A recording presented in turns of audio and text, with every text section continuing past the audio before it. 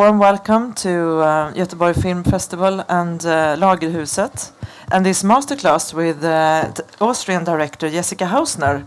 Welcome, Jessica. My name is Marit Kappla, and I'm the artistic director, and I'm going to be the moderator for this talk. And Jessica Hausner, yeah, so we can see each other. We invited Jessica 2 years ago when we were screening her last feature film, Lourdes. The Swedish title is Miraklet i Lourdes. But in the last minute, well, you had to cancel the trip. So we are so happy that you could come this year instead. Thank you for inviting me again. I'm very happy now that I could come this time. Yeah, so to get her to come here again, even though she didn't make a new feature film yet, we made Jessica the chairman of our jury for the big Dragon Award Best Nordic Film competition. So that's what Jessica has been doing here in Göteborg, but we are also screening Jessica's 3 feature films in retrospective. Jessica has made 2 shorts, Flora and Interview, both award-winning in Locarno and Cannes.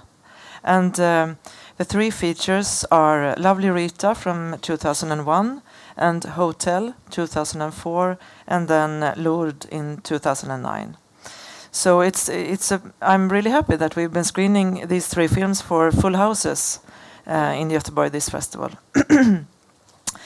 So we're going to spend an hour and some more minutes talking with Jessica about her work, and we're going to watch some clips. So I think maybe we should start with the first clip to get us rolling. So we're going to watch a clip from Lovely Rita. It's the opening. Do you want to say something before, or? Maybe let's watch first and we then talk later. Let's do that. Good. All right, great.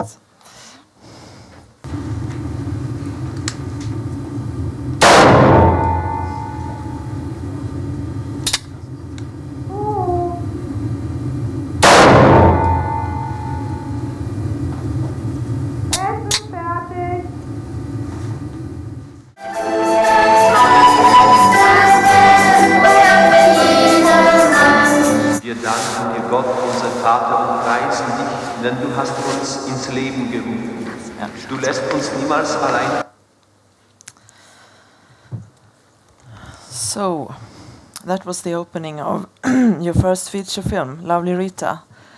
What comes to your mind when you see it now? Have you watched it for a long time, or? I haven't seen it for a long time. And it's interesting to see, because I remember that the film was entirely shot with non-professional actors, and it has a kind of there is a documentary style in it also. It's on the one hand very artificial, the setting, the clothing, but sometimes it has a documentary style also, like in the singing of the children of that religious song, and I remember that was the idea, to contrast those 2 things. On the one hand, it's very obviously an artificial setting, and it has a. I wanted to show, look, it's a film. It's not reality. And then on the other hand, it's non-professional actors who. They bring a certain kind of unpreciseness, which sometimes documentaries also have, and also the camera, and I try to put those positions against each other. That is something I think that continues in my other works also. Yeah, can you, for those who hasn't seen Lovely Rita, can you make a short summary of the plot? Yes, what the first shot, in 2 senses, is aiming at is becoming true in the end. The girl shoots her parents, and the ending of the film is really why I wanted to make the film, because the fact that at some point she kills her parents is not really. I mean, she does have troubles with her parents, but she's strange also. I mean, as you already saw, she's also hard to cope with. But so are the parents, and so the situation is not that you feel it's justified that she takes the weapon and frees herself. On the contrary, it has some kind of failure. The fact that she does it, and it's even because the father, he has the weapon, and she just grabs it at one moment and shoots him. And this is really what I was after, to tell a story about a situation that is not right and not wrong. You find yourself after that killing in a big question mark. The film continues after she kills the parents, and she's lost. She's wandering around. She leaves the house where the dead parents are, and spends the night in some hotel and meets a friend from school and asks for the homework. It's very strange. It's as if she could get back into normal life again, but then she goes back to her family house and eats something and turns on the television, and there you hear the flies in the living room because of the corpses that have been lying there. But she is eating her bread and watching the television, and then suddenly the light goes on, because that was what the father had installed, a machine that at a certain time on the day the light turns on. And so it's a kind of echo from this father, who is obviously dead now. But it's also a trapped situation. It's like she hasn't gained freedom. And I'm interested very much in like in this in these situations that you are very restricted in your family, in your surroundings, in your role in society. But every attempt to like free yourself, whatever that may be, makes you understand what is freedom. I mean, that there is not really that other world where everything is working out well. We were planning on doing this in a fashion that the audience are very welcome to pose questions now or whenever. So just raise your hand, and we have microphones on the side.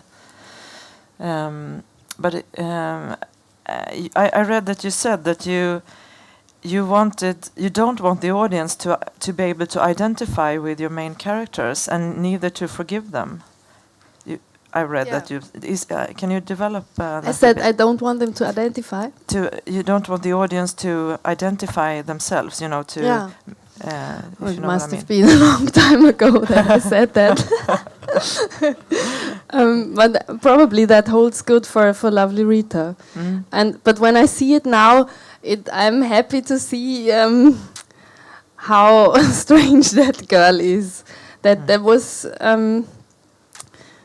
maybe what is true in that saying, not to identify. Maybe it is also to say that I like to portray or to have main figures that are ambiguous, that are not easy to judge, so that you maybe don't want to identify.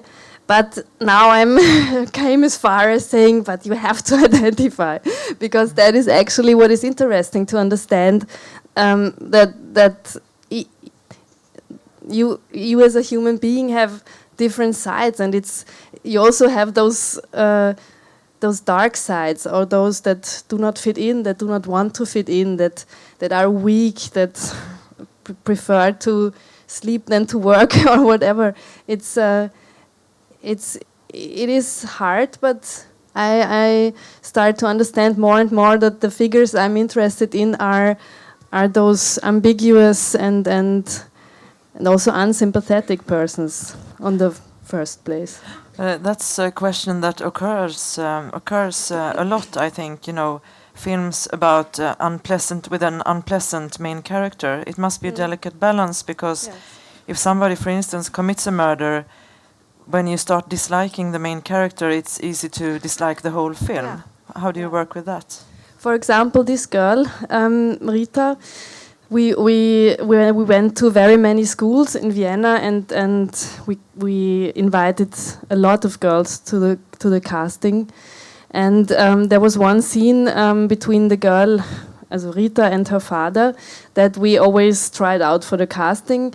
It is a scene where the girl says "I'm sorry" to her father, but you know in the story that actually it was not her fault, so she has to apologize because he wants that, but it's not that she really feels sorry. And throughout the casting it was very interesting because either the girls were very punky, they said "I'm sorry," like you felt they didn't mean it, and some others were too mild, too harmonious, and you had the impression they are really, really sorry. And this girl, I was fascinated because the way she said it, it was strange. I thought, does she mean it or not? She kept that balance or that secret, that mystery about a person that you think, well, what is she thinking? What is going on in this head? And that was, for me, fascinating. So I think she was the right person for the role because she didn't allow any judgment on her. The way she was. She was, I think, a very stubborn girl and was very strange at that time, didn't talk very much. Whatever you asked her, she just said yes or no, even if it wasn't a yes or no question. And so I think that helped to find that strange balance throughout the film. That you don't like her, you do not dislike her, you don't understand her, but it's also not that you do absolutely not understand her. So you're like mixed. Yeah, mingled. I'm thinking now, coming to think of another film in our program this year. We have to talk about Kevin. Did you see that film? Yes. Yeah. Yes. Because that's it. It's a, in short, it's Tilda Swinton plays the mother. Is based on a famous novel, and she has a son that she has a hard time relating to, and he is also very hard to like. Yes. Do you have any comments on that film? I was very interested in that film. I immediately felt that it's a related issue, and I was thinking a lot about the film because there was something in the behavior of the mother, played by Tilda Swinton, that, for my taste, gave too much reason for the boy to be as the way he was, because she was like helping him to be so awful in the way she behaved. Yeah, she was a bit cold and didn't show her feelings, maybe. Yes, and also very nervous and hysterical about everything he did. So, but of course, still there is it rests. It stays with this. I think a film that does that even more radically is Elephant by Gus Van Sant. There I even stronger understood this idea that there is a brutality in a young person, and you don't. There is no key for that door. There is no real answer to that. Do we have a question in the audience? Yes. The microphone, please. Thank you. I want to know. Yes, it's on. Is it on? Yes. I want to know a little about the Austrian film on the whole. Now, I mean, we know Haneke, and we have had Ulrich Seidel here, and sort of. I haven't seen your films, unfortunately. I will see tomorrow or other day, The Miracle. Can you say something about Austrian films at the moment? Well, for me, Haneke and Seidel are the most interesting directors in Austria at the moment. I think they both of them, in a very different way, are making a unique kind of cinema that I find very interesting and radical also. And if not in Austria, there is a kind of Austrian style comedy cinema making that doesn't really go abroad. It's just for Austrians, and And then yes, there is one film director whom I appreciate, Barbara Albert. Her films have been shown a lot, also in the festivals. Her films have been shown mostly in Venice in the film festival, but also in the cinemas abroad. And then maybe there are 2 or 3 others. Austria is a small country. We have about 10 feature films a year. And like if you have a little bit of bigger budget, you need a co-production with another country. This is what I do also. I mostly have a co-production, Austria, Germany, France. I don't know. It's not a situation where you could say it's flourishing or something like that. It's a bit stagnating, and that is also a question of money. Unfortunately, the budgets for the films there is not very much money, so there are a lot of people that cannot work continuously, and then you lose the track. Then it's hard to get back in. That is something I feel sad about, because I think there is a lot of talent and quality. A lot of colleagues of mine, I know their scripts that I find very interesting and good. They have not been able to find the financing. And that's a sad thing, because I've been watching now in the Nordic competition, the films, and I thought then about, like, it's always for us the big example that in Denmark the budget has been higher for the films, and since then the whole industry is flourishing. And of course that is that. If you allow more films to be made, then there can be more variety and things start to develop. So in your opinion, Austrian film would benefit from more state funding? Yes. Yeah. Okay. Yes. Is there, a movement for that? Like more people? Yes. Well, the expressing filmmakers, Yeah. they are moving for that.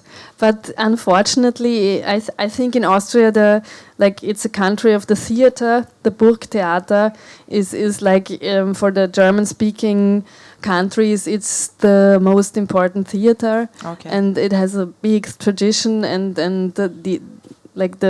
there's a lot of money going into the theaters. And that is what really in the newspapers on the first page, and everyone knows about the actors of the theater and things like that. But the film is like as if it wasn't existing. It's that's why the politicians cannot argue it or use it for their votes and saying we will increase the film budget. People will say, so what? They don't really care. That's a bit sad. Okay, one question, and then we will watch the next clip. You said in your first feature, this one, the actors are all amateurs, right? Yes. I want to know a little bit about how do you get your actors to be so real? Because I think this is a theme in all your movies, that the acting is very realistic. And are you always working with amateurs? No. I remember when I was studying in the Film Academy, we did the first little film. And I was making a scene of a family on the table, the parents, 2 children and 2 others. And so it was a scene that everyone they're having dinner together.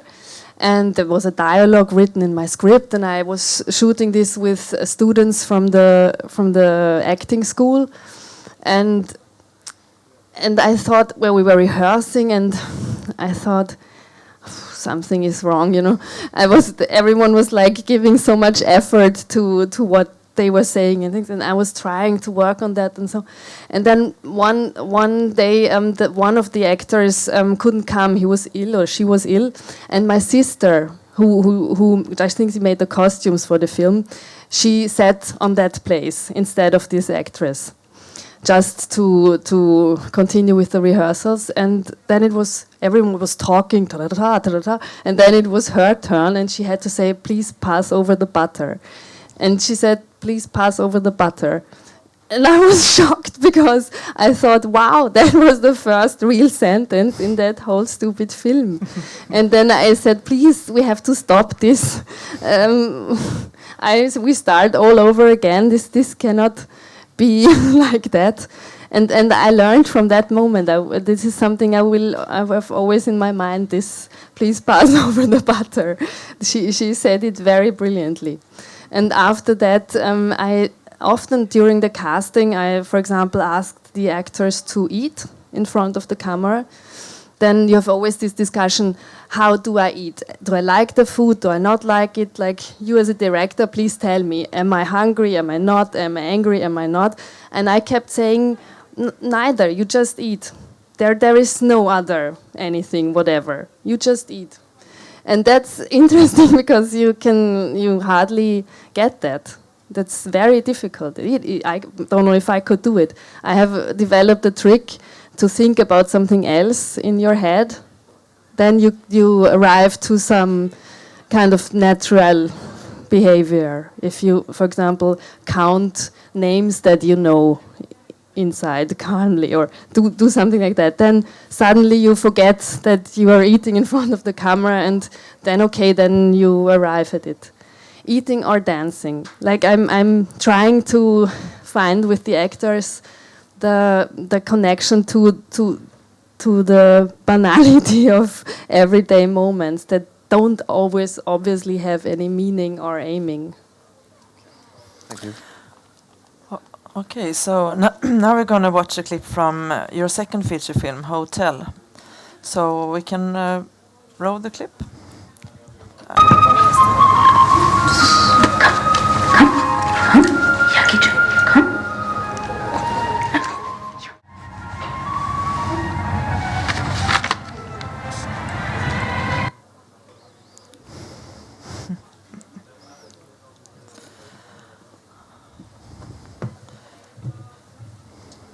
Okay, so for those who didn't see Hotel, maybe demands some explanation of the characters and this scene. Yes, I was just thinking, do you think we should maybe see a second scene about maybe the wandering in the dark corridor? Yeah, I don't have the time code for that. Okay. So, but maybe if I'm not sure if that is, it's a bit hard. Do you think you can find it? There's a lot. Well, there are several yes, scenes where she's walking in the. Maybe the ending. Maybe we should watch the ending. That's easy to find. Yeah.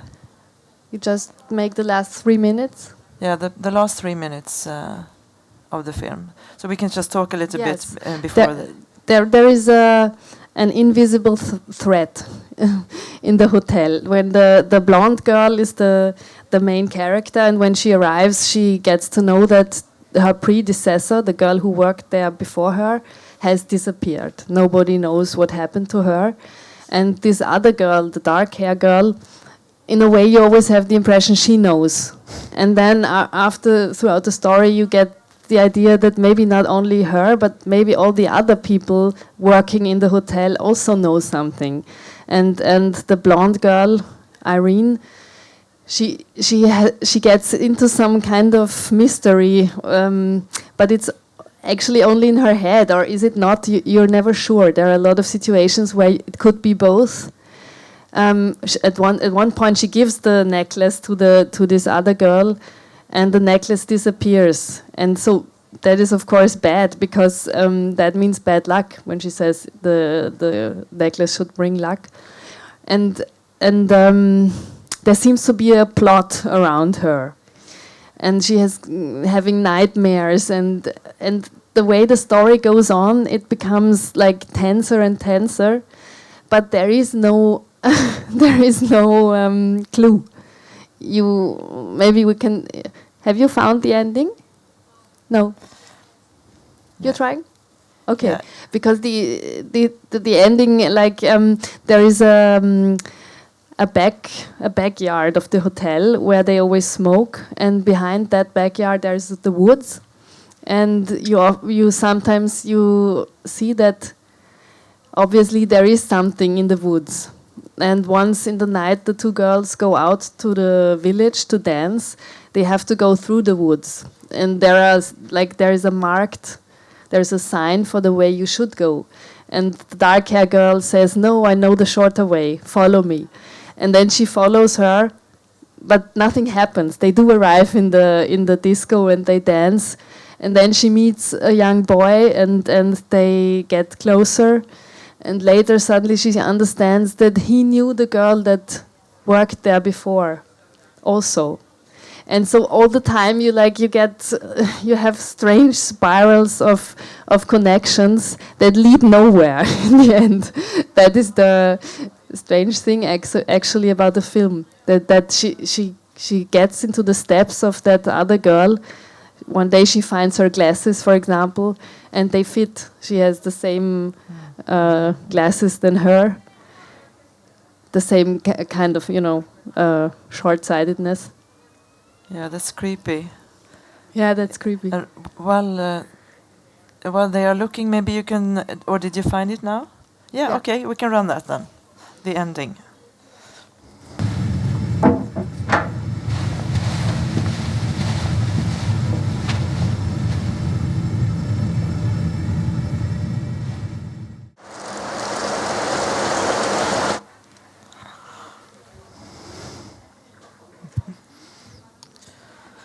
Oh, it gives me the goosebumps. There comes a very nice music for the roller. I was missing that now because it has a strange contradiction. But it's difficult, of course, to understand. The glasses she puts on now were the ones she owned before. They were broken, and the red ones was the other ones. It's a bit confusing because if you only see the ending, but there is no solution for what is going on in the end. I think it's these scenes displays. There's many things to say, but there's an underlying meaning. The images and the content work together with, like you said, you don't know, is there a threat or not? I mean, is everything maybe in her head? Is it like her subjective, how she experiences the reality subjectively or not? Yeah, because, for example, when the door is closed now in the ending, there is one scene before when that happened also, where she's much more frightened that she cannot get in anymore. And at that point you have the impression it's even as if she knows that now she has to check out what there is. She's kind of like facing whatever should happen to her. She goes there on her own will. Did you wanna? Because now when I see it's like a horror. You're on the border of a horror movie all the time. How did you? Was that in your mind to work with yes. horror? Yes, I personally love to see horror films, and there was a time when I really every night till morning was watching horror films, and I felt at some point strange about it and thought, why am I watching all those horror films? And I investigated this and thought about what is it that in general makes you want to see horror films at all.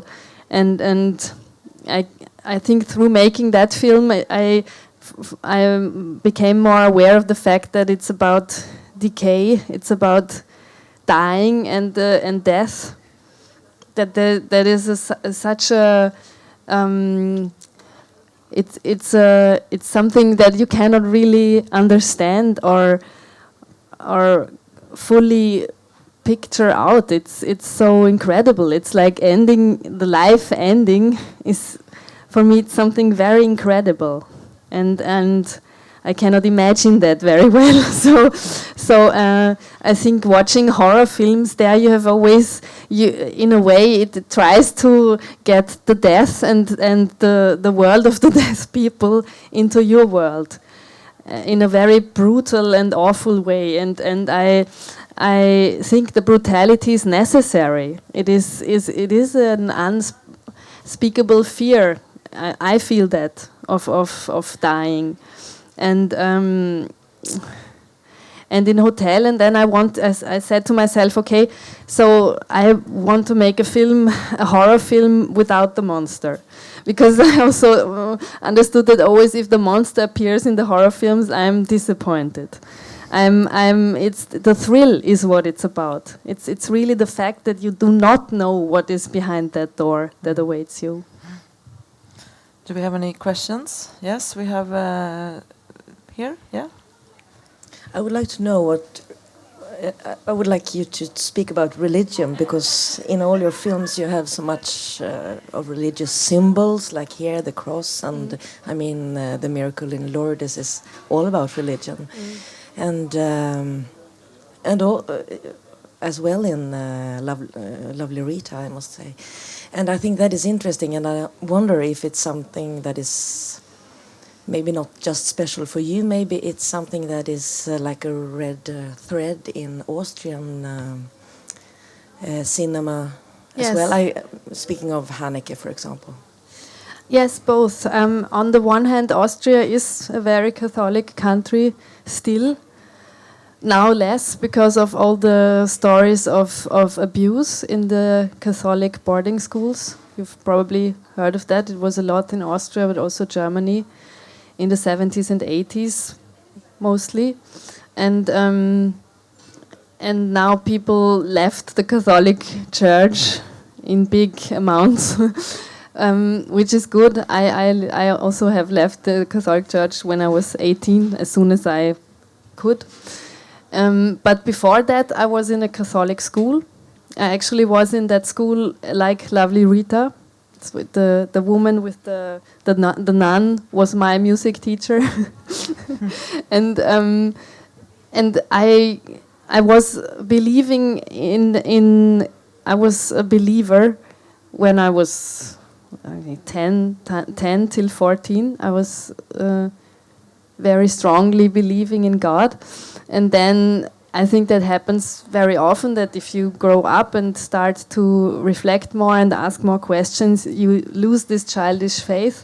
And for me, I couldn't find any other, so I quit believing and thought everything is so so brutal and meaningless. I don't believe that there is some God, and if there is, he's blind and deaf. I don't know what he's doing. So that is my experience. But when I made the film Lourdes, in a way I came back to when I did believe, and I thought in a way I tried to think about it again, because because I wish so much that there was more to it all. And religion, of course, is a way to ask the important questions. And I think that I was for the film Lourdes, I made a lot of interviews with people who believe, and also with priests, and some of them that was very interesting interviews, because I think a lot of people that are believers know that believing is not knowing. I mean, that's a stupid saying, but it is about asking more than answering.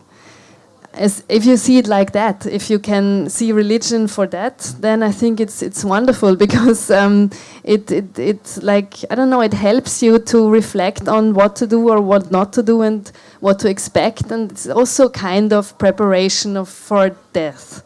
Just that you're not too much surprised that it arrives when it arrives. I mean, you have to face it sometime before. But do you think you will continue to deal with that subject in more films? Or have you done it now with Maybe lawyers? not. The next film I'm planning has not so much religious aspects. I think Lourdes gave me I really went into that. I did a long research, 3 years, something like that. And I think I've had it now. Okay, there was another question here at the front. Which filmmakers have you been influenced by, and why? If you can name maybe 2 or 3 people. I think the filmmaker that influenced me in the beginning of my filmmaking was Luis Buñuel, And then for a while I forgot about him, but lately he comes back to me. I think I was always and am again fascinated by the double meaning of the scenes he made. Like he makes the codes of society like stand upside down. And that's very fascinating. It makes you understand how much you are influenced by what you're supposed to do and supposed to be like, because he makes fun of that. He completely turns around the ideas of how you should be. And also his sequences of dreams are very unique, I think. And the humor. I also like this intelligent and fine humor he has, because it makes you laugh suddenly. If you, I don't know, for example, if you know this scene where there's a dinner and they're sitting around the table, but they are sitting on toilets and are shitting, and then somebody says, "Oh, sorry," and he goes out and goes to a private cabinet like a toilet and eats in secret.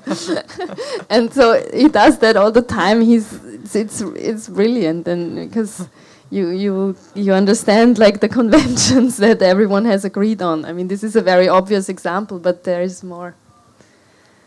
So he is an important director for me.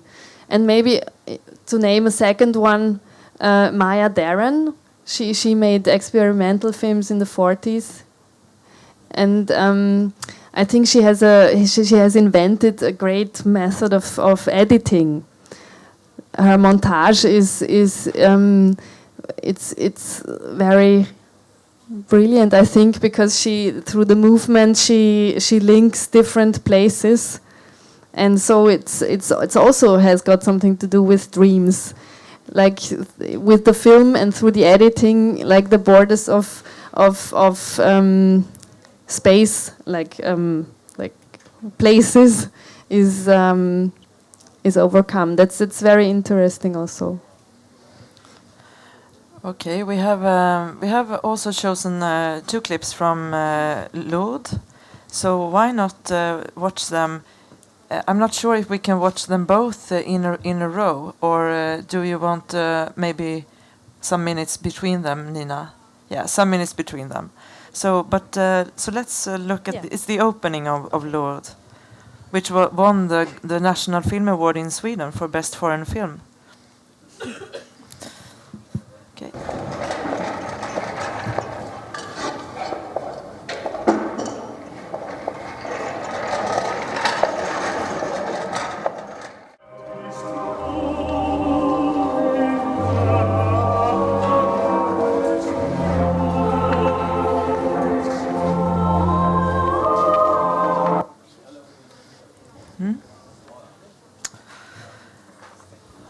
This is really an experience of beauty, I think. It's a fantastic opening for a film. And I was thinking, well, first of all, maybe some short words about what Lourdes is about. The group you see that comes into the dining room, they are the main characters of the film. Actually, it's about a group of pilgrims. They go to Lourdes. Lourdes is a place of pilgrimage in the south of France, and it's very famous for its miracles. The place really exists. I don't know if some of you know it. They have 6 to 8 million pilgrims a year, and very sick people go there because of this expectation of miraculous healing. And they have a doctor there and an archive. They archive all the cases of healing, and there have been, I think, about 66 officially acknowledged miraculous healings in Lourdes, where people that have been unhealably ill have been suddenly healed. Like, for example, the last one had multiple sclerosis and was in the wheelchair, and during some ceremony in Lourdes, he suddenly could stand up and walk again. A couple of years later, he died from cancer. That's a little bit what the film is about. The film is about that, yes, there is a miracle happening in the film, but after that, the film is continuing and asking or showing or questioning the fact if that is really solving out the problems. The situation just changes and other difficulties arise. And it's a lot about like the question, is there any justice in what happens? So the pilgrims that are not being healed are saying, why has she been healed and not me? Has she been praying more? Was she more faithful? Was she a better person? No, she was not. So why actually? And then so you start to find the answers to that, but everyone gives another answer. So there's a big confusion also about it. And it's not evidently something positive that has happened suddenly. And that is, yeah, that's the twist in the story, that the miracle suddenly is not the brilliant thing that you had expected it to be. I think it's interesting to talk a little bit about technique, because when you watch this opening, you know, well, film is, you know, about handling the technique of filmmaking, and you know, when the camera, well, I think it's so great, you know, the way the frame is just fixed, and the people are moving in, and you managed to create some understated humor, you know, even though it's not really funny, but I feel that it's a bit funny. I don't know why. And then the camera starts zooming at an exact moment and moves closer towards the main character, Sylvie Testud, the sitting in a wheelchair with a blue pullover. Can you talk about your camera work and how you work with images? I usually I start out a project with a short synopsis just to be aware of the principal idea that I'm after. Then I do write a script with dialogues and everything, but the important thing for me is to draw the storyboard.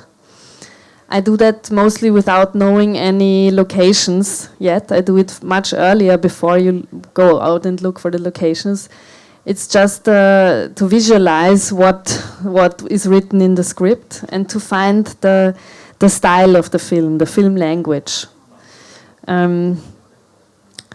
the rhythm also. And I remember for Lourdes, it was I had planned to find a view of the girl in the wheelchair that as she cannot move at all, it really depends where she is pushed. And if she has bad luck, they push her that she faces a wall for half an hour and the dialogue is behind her. And if she's lucky, she can see something. But there's not always someone there to make the position she really wants. So she is depending also on somebody to help her. Then I found out that that's a bit too pitiful, self-pitiful. I don't know, I left that idea and tried to find something else. Are we looking at the scene with the photograph? No, not really. But this first scene also it holds good for it. Because I think in the script there was only written the sentence, the pilgrims enter the dining room, and then starts the dialogue. But when I was drawing the storyboard, suddenly I developed this idea that there has to be the rituals of the group have to be like a real-time movement. It has to be very slow, so that it becomes, in a way, you know there is going to be a miracle. I mean, in the translation, obviously, it's even in the title. Yeah. In my title, it was only Lourdes. But I thought, okay, you have to have this kind of real-time action and things moving very slowly. And you follow the steps and you follow them when they go to the grotto and the sanctuaries and the praying and the baths. And nothing is happening and everyone is really and then at some point maybe you even lose the energy. And then suddenly it happens it happens right after another woman has a breakdown, which is very unjust because she was a very brave and believing person. So it's also about injustice, of course. And this woman has a breakdown. She has cancer, and she, in the dining room of the hotel in Lourdes, she falls down. And in that same night, the other girl is suddenly she can move her hand, and she gets up from her bed, and she can walk. She combs her hair very slowly, and then she's suddenly healed. And then the film continues to tell the whole group. And so the beginning is in a way symptomatic for the whole style of the film, because never you arrive to really focus on the main character in a way that you can, that you really feel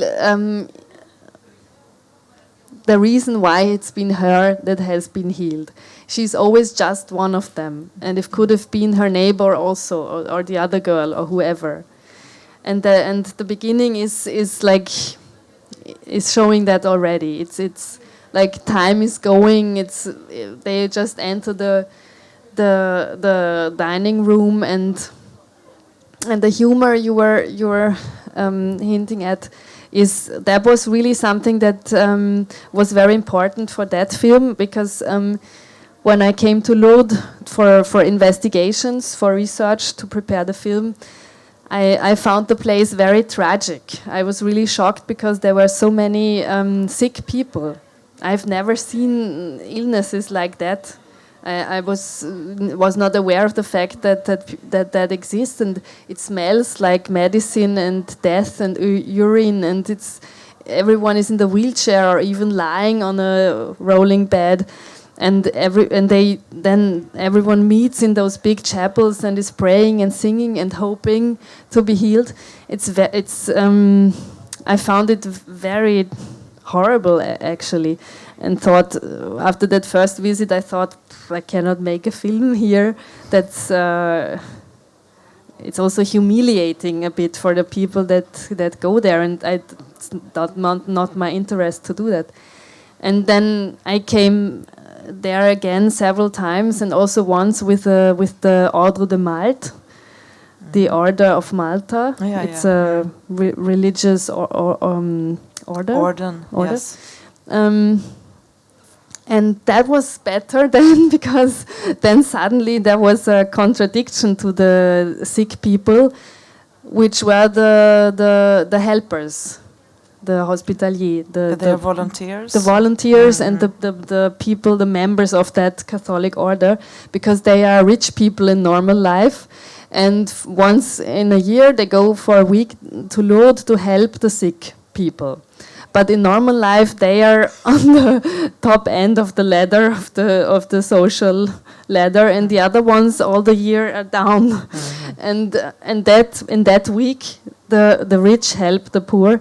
But it's so strange to see, because they wear that uniform, but they have the pearl earrings and the brilliant ring and things, and they are pushing the wheelchairs of the ones that cannot afford to travel or anything, so they go with those pilgrimages to Lourdes. And then that suddenly opened a very black humor. It made a funny contradiction. I mean, funny. Of course, it's not funny, but it helped me to be able to not drown in the pity of those who are sick, but to tell a story that is also about society and about which role are you in, and that it's really by chance. It's not because you're so great that you are lucky to be a person that has managed to have a better position in society. Sometimes it just happens the way it does, and that was one aspect of the film. Referring to technique again, do you have the sound is also very important in the hotel scenes. My experience is that the sound is very much contributing to this uncanny atmosphere. Do you have like regular collaborators regarding for images, like a cinematographer that you works with a lot, or the sound people? Yes, yes. I work with the same cinematographer, Martin Schlacht, and we work on the storyboard together. I make the first draft, and then we like change it and go through it together, and that's a very important collaboration. We are also in our production company together, and Martin is really a person who understands very well now what the style is that I'm after, and he has a very good sense also for acting. So it's a vice versa work, and it's then also possible to develop a certain style if you continue to work with the same people, I think. And for the sound, I'm also working with the same sound designer, and we talk a lot about like we mostly use natural sounds, especially in hotel. That was very funny to make, very interesting to make, to have sounds like he once used the sound, the ventilator, the ventilation of his bathroom. He said, look, I have a sound, or listen, I have a sound, because he was standing in his bathroom and taping this sound. And that was a very good sound for the scary scenes in hotel. And then he slightly changes it, and it becomes darker or lighter. But it's always trying to be very subconscious, and it's a sound carpet that changes. Okay, I think we can take one last question from the audience, and then our time is up. So, do we have any other question for Jessica Hausner? Yes, we have one here. I'm a bit curious about the reactions from Lord after your film. Did they react in any way? The people there that is working with these things. The people in Lourdes that work in Lourdes. There is the staff there, but there is also the people, like the bishop of Lourdes and Tarbes. He did not like the film. Unfortunately, that our time is up. I could go on and listen to you for ever. So I think you will have to come back to Göteborg. I'd love to. Thank you. When you've made maybe your next film. We'll see. So a big thank you for Jessica Hausner for coming.